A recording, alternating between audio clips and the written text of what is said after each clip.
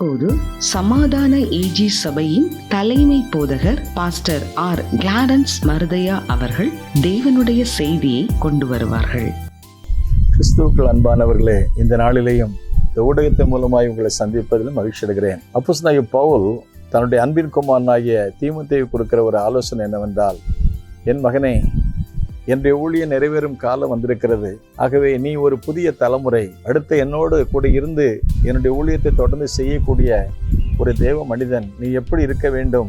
நீ இப்பொழுது வாலிபனாய் இருக்கிறாய், உன் இளமை பருவத்தில் எப்படி இருக்க வேண்டும் என்று சொல்லி பவுல் ஒரு ஆவிக்குரிய தகப்பன் மகனுக்கு சொல்ற ஆலோசனை என்னவென்றால், 1 தீமோத்தேயுவின் புஸ்தகம் 4ஆம் அதிகாரம் 12ஆம் வசனம், உன் இளமையை குறித்து ஒருவனும் உன்னை அசட்டை பண்ணாதபடி நீ வார்த்தையிலும் நீ நடக்கையிலும் அன்பிலும் ஆவிலும் விசுவாசத்திலும் கற்பிலும் நீ விசுவாசிகளுக்கு நீ மாதிரியா இரு மகனேன்னு சொல்றாரு. அருமையான தேவனுடைய பிள்ளைகளே, இந்த நிகழ்ச்சியை கவனிக்கிற நாம் யாரா இருந்தாலும் நம்முடைய ஆண்டவராய் இயேசு கிறிஸ்து நம்மிடத்தில் என்ன எதிர்பார்க்கிறார் என்றால், அவருடைய கிறிஸ்துவனுடைய அச்சு அடையாளங்களை நாம் சுமந்து செல்ல வேண்டும் என்று விரும்புகிறார்.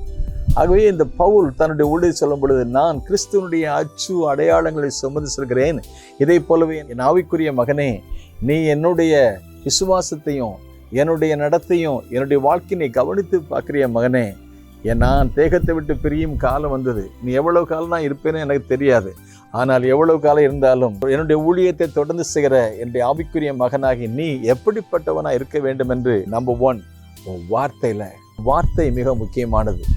நாணயம் உலகத்தில் இன்னைக்கு என்ன எதிர்பார்க்கனா, அந்த மனுஷன் நாணயமானவன்னு சொல்லுவாங்க. எங்கள் வீட்டில் பக்கத்தில் ஒரு நிலம் வாங்கினோம். அந்த நிலம் வாங்கும்போது அந்த ஆட்கள் என்ன சொன்னோன்னு கேட்டிங்கன்னா, அந்த நிலத்தை வாங்கிக்கிறோம் அப்படின்னு சொன்னோம். அப்படி சொல்லிட்டு அந்த நிலத்துக்குரிய விலையை பேசினோம். 1 சென்ட்டுக்கு 1 லட்சம்னு பேசினோம். அப்புறம் நாங்கள் அட்வான்ஸ் பண்ணலை, வார்த்தையில் தான் பேசினோம், வாக்கு நாணயம்.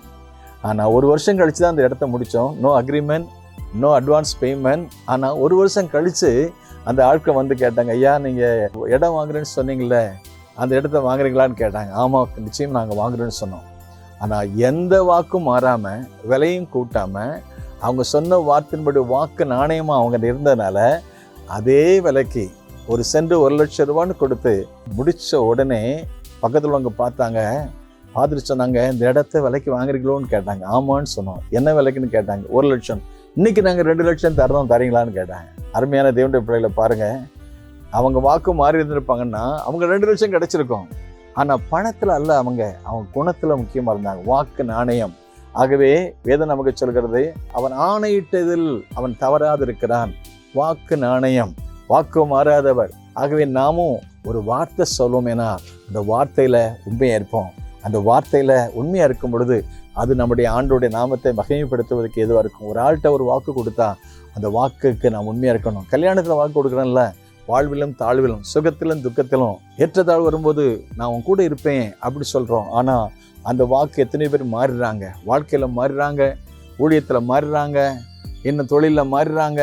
ஆனால் இப்படிப்பட்ட சமயத்தில் பவுல் சொல்றார், மகனே, நீ வார்த்தையிலும் நடக்கையிலும் உன் அன்பிலும் உன் ஆவிலும் விசுவாசத்திலும் கற்பிலும் மற்றவர்களுக்கு மாதிரியான்னு சொல்கிறாரு.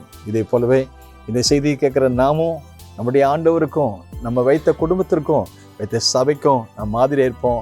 கர்த்தர் நம்மை ஆசீர்வதிப்பார். May God bless you.